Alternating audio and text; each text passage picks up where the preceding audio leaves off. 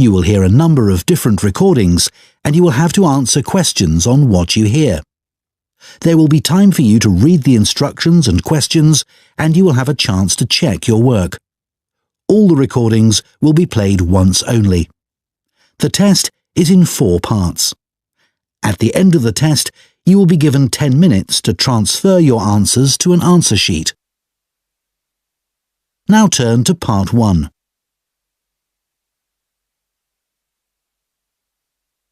Part 1.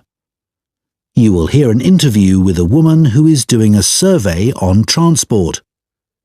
First, you have some time to look at questions 1 to 5.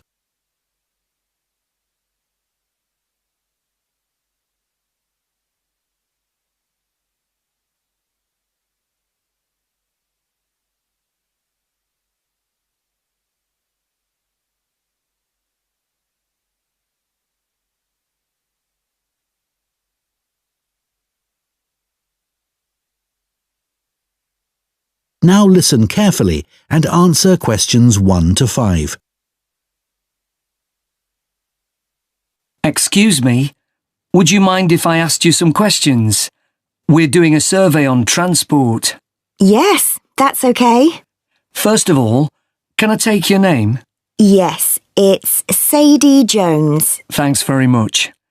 And could I have your date of birth? Just the year will do, actually. Is that all right? Yes, that's fine. It's 1991. So, next, your postcode, please. It's DW30 7YZ. Great, thanks. Is that in Wells? No, it's actually in Harborne. Wells isn't far from there, though. I really like that area. My grandmother lived there when I was a kid. Yes, it is nice. Right, so now I want to ask you some questions about how you travelled here today. Did you use public transport?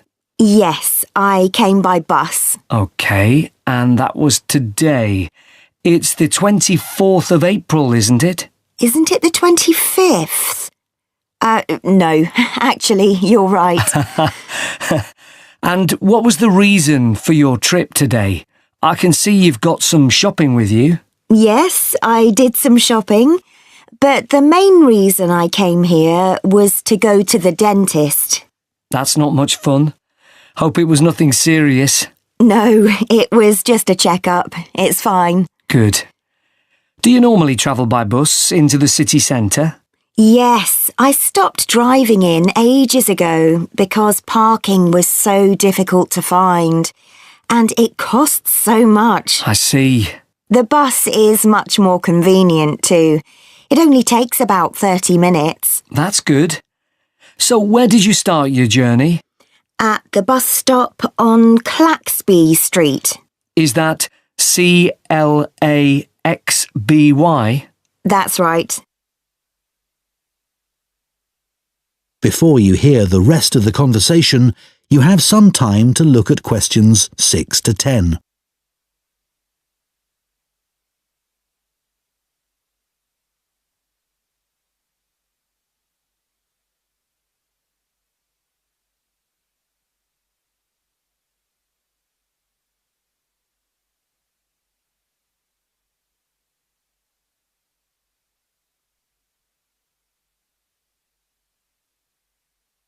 Now listen and answer questions 6 to 10.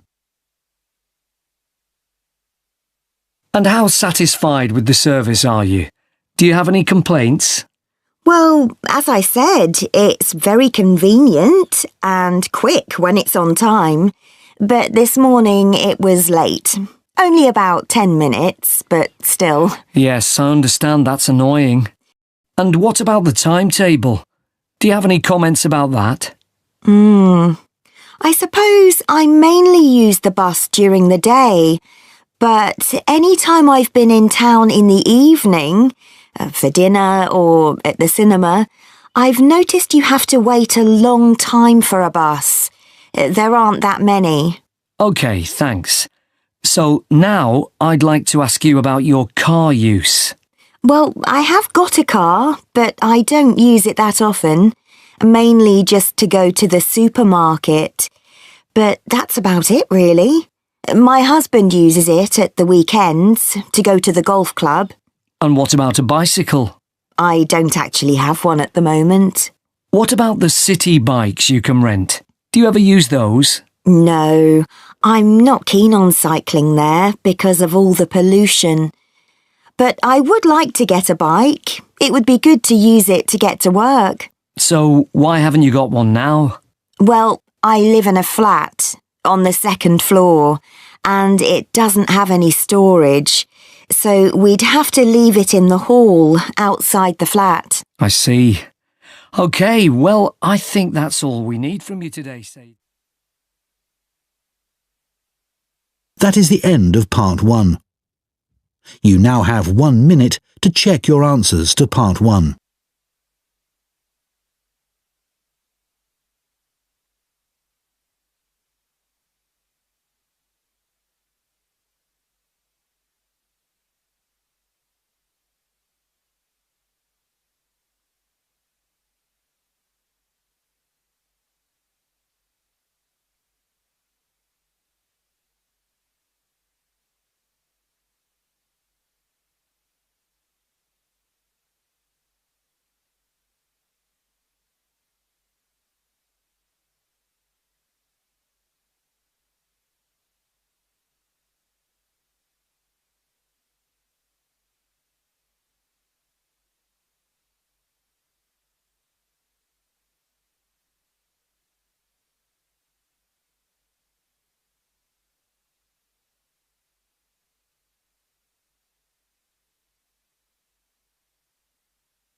Part 2. You will hear a woman speaking to a group of people who are interested in becoming volunteers for an organisation called ACE. First, you have some time to look at questions 11 to 15.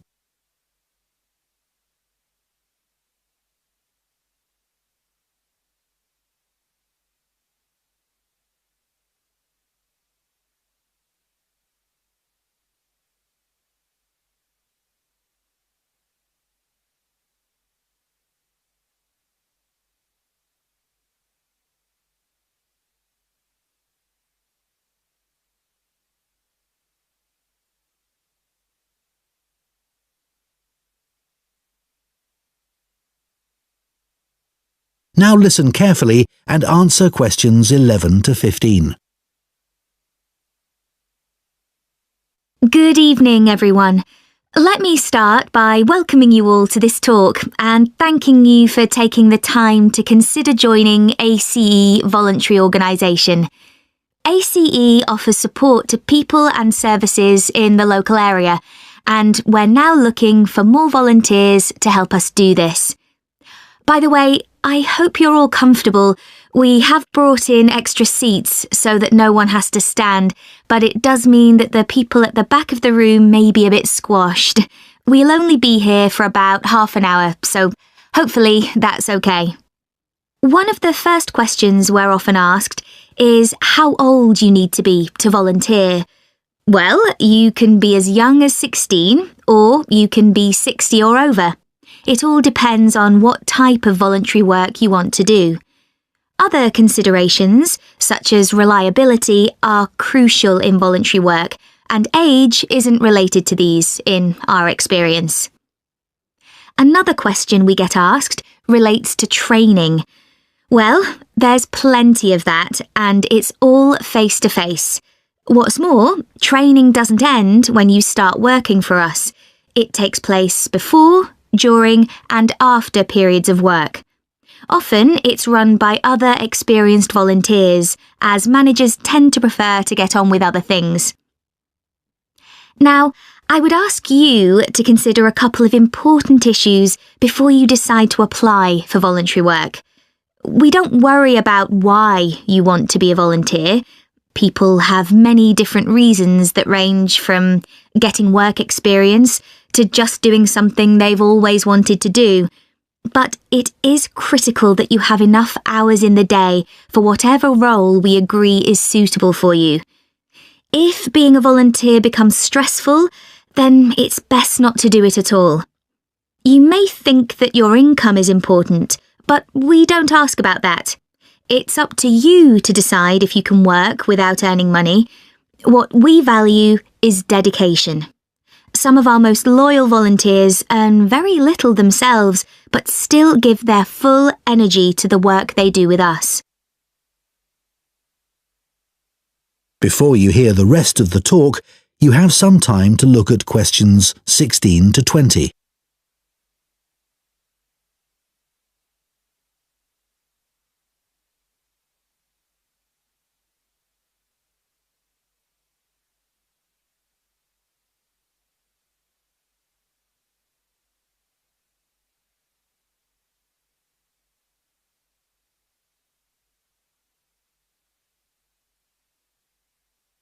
Now listen and answer questions 16 to 20.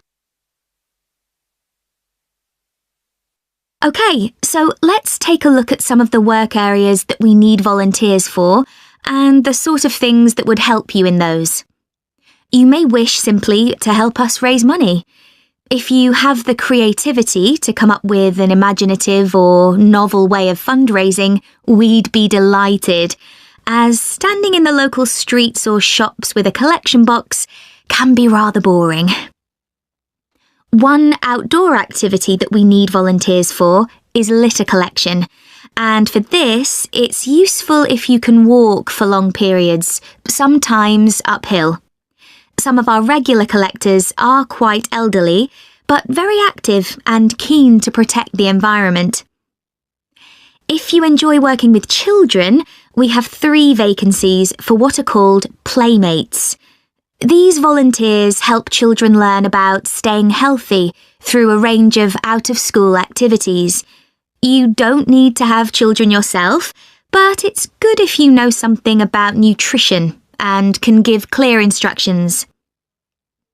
If that doesn't appeal to you, maybe you would be interested in helping out at our story club for disabled children, especially if you have done some acting. We put on 3 performances a year based on books they have read, and we're always looking for support with the theatrical side of this. The last area I'll mention today is first aid. Volunteers who join this group can end up teaching others in vulnerable groups who may be at risk of injury. Initially, though, your priority will be to take in a lot of information and not forget any important steps or details.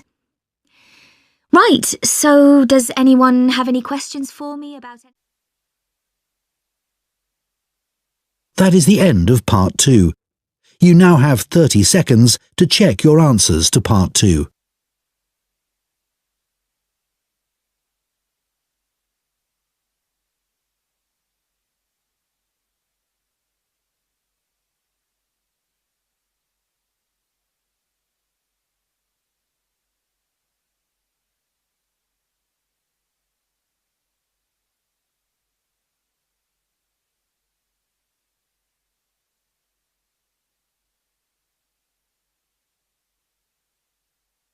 Part 3. You will hear 2 students called Hugo and Chantal discussing a talk they have just attended at the start of their course in fashion design. First, you have some time to look at questions 21 to 26.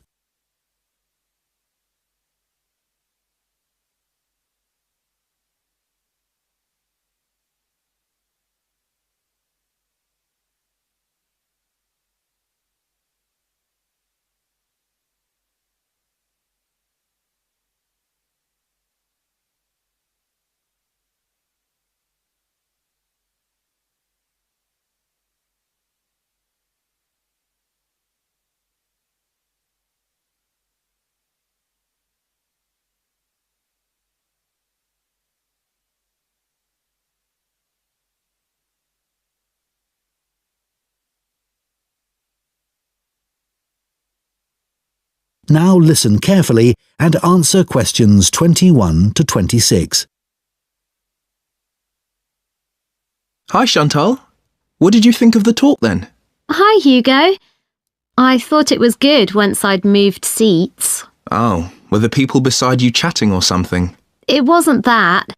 I went early so that I'd get a seat and not have to stand. But then this guy sat right in front of me and he was so tall. It's hard to see through people's heads, isn't it? Impossible. Anyway, to answer your question, I thought it was really interesting, especially what the speaker said about the job market. Me too. I mean, we know we're going into a really competitive field, so it's obvious that we may struggle to get work. That's right. And we know we can't all have that dream job. Yeah, but it looks like there's a whole range of areas of work that we hadn't even thought of, like fashion journalism, for instance. Yeah, I wasn't expecting so many career options. Overall, she had quite a strong message, didn't she? She did. She kept saying things like, I know you all think this, but... And then she'd tell us how it really is. Perhaps she thinks students are a bit narrow-minded about the industry. It was a bit harsh, though. We know it's a tough industry. Yeah, and we're only first years after all.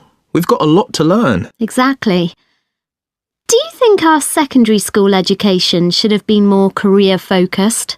Well, we had numerous talks on careers, which was good, but none of them were very inspiring. They could have asked more people like today's speaker to talk to us. I agree. We were told about lots of different careers, just when we needed to be, but not by the experts who really know stuff. So, did today's talk influence your thoughts on what career you'd like to take up in the future? Well, I promised myself that I'd go through this course and keep an open mind till the end. But I think it's better to pick an area of the industry now and then aim to get better and better at it. Well, I think we'll just have to differ on that issue. One thing's for certain, though. From what she said, we'll be unpaid assistants in the industry for quite a long time. I'm prepared for that. Aren't you? Actually, I'm not going to accept that view. Really? But she knows it's the case, and everyone else says the same. That doesn't mean it has to be true for me. Okay, well, I hope you're right. Before you hear the rest of the discussion, you have some time to look at questions 27 to 30.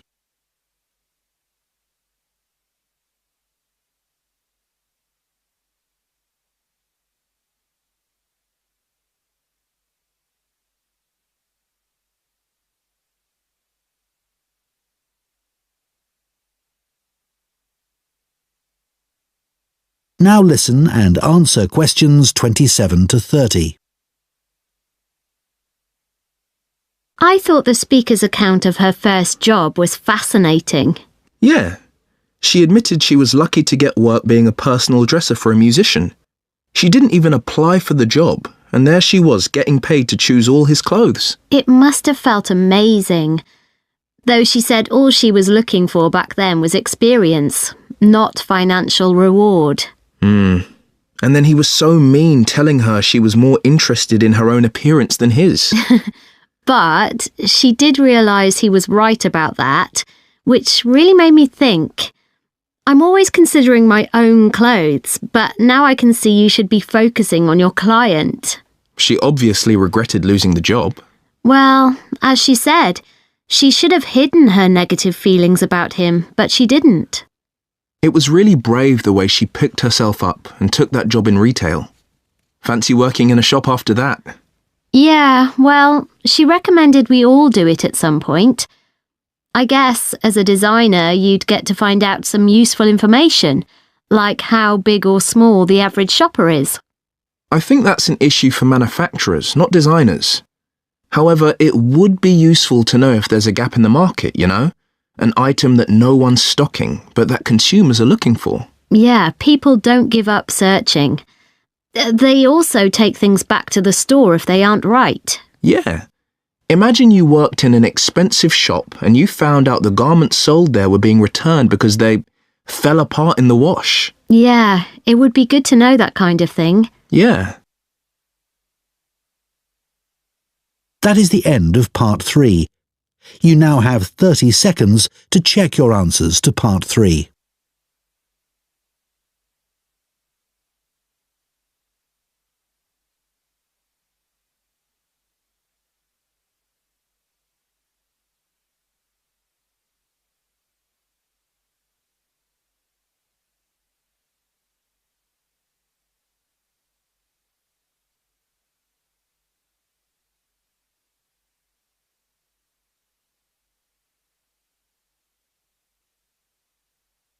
Part 4.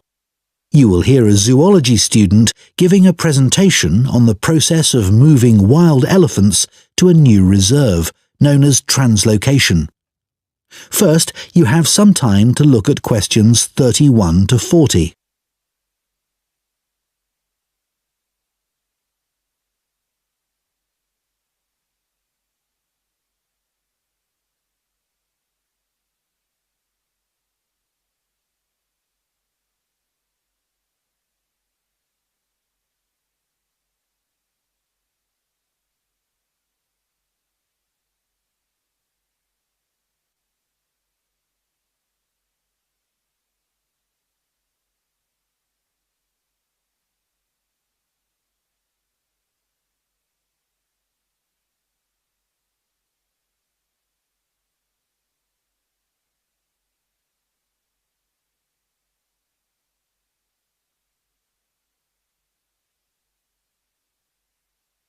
Now listen carefully and answer questions 31 to 40.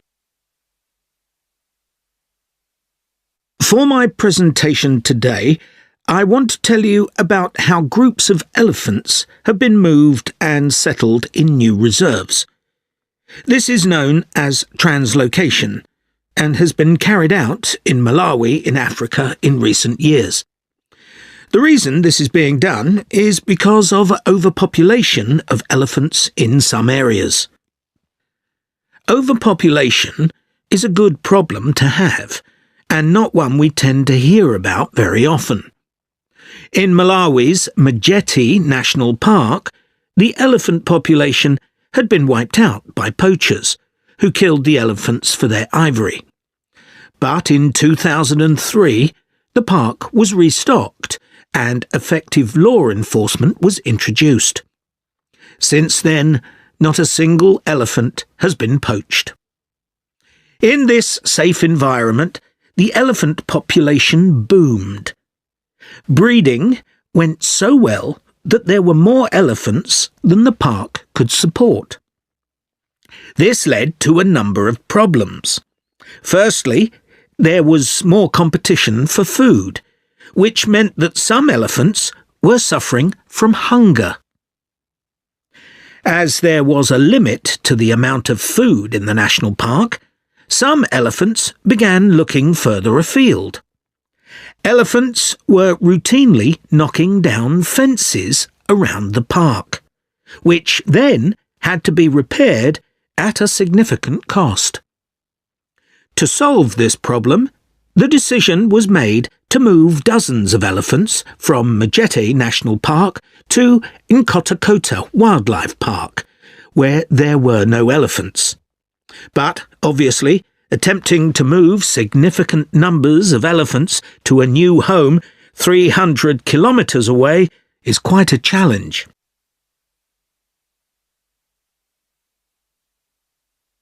So, how did this translocation process work in practice? Elephants were moved in groups of between 8 and 20, all belonging to one family. Because relationships are very important to elephants, they all had to be moved at the same time. A team of vets and park rangers flew over the park in helicopters and targeted a group, which were rounded up and directed to a designated open plain. The vets then used darts to immobilize the elephants. This was a tricky maneuver, as they not only had to select the right dose of tranquilizer for different-sized elephants, but they had to dart the elephants as they were running around. This also had to be done as quickly as possible, so as to minimize the stress caused.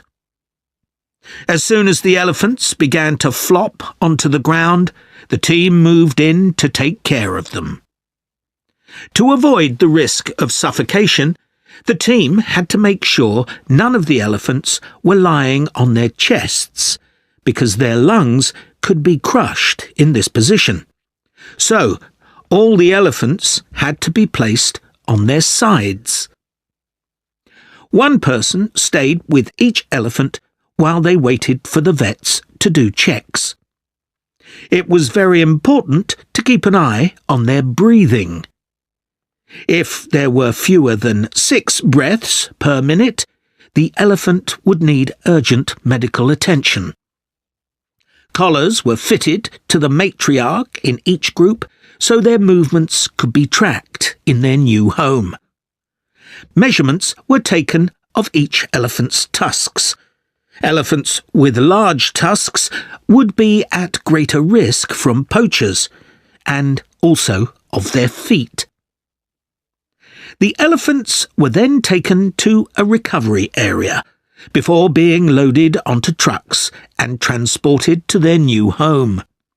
The elephants translocated to Nkotakota settled in very well, and the project has generally been accepted to have been a huge success, and not just for the elephants.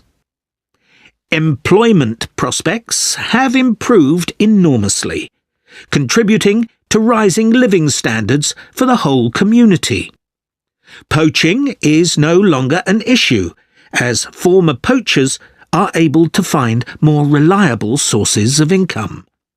In fact, many of them volunteered to give up their weapons, as they were no longer of any use to them. More than 24 elephants have been born at Nkotakota since relocation. With an area of more than 1,800 square kilometres, there's plenty of space for the elephant population to continue to grow. Their presence is also helping to rebalance Nkotakota's damaged ecosystem and providing a sustainable conservation model which could be replicated in other parks. All this has been a big draw for tourism, which contributes 5 times more than the illegal wildlife trade to GDP, and this is mainly because of the elephants. There's also been a dramatic rise in interest from others. That is the end of Part 4. You now have 1 minute to check your answers to Part 4.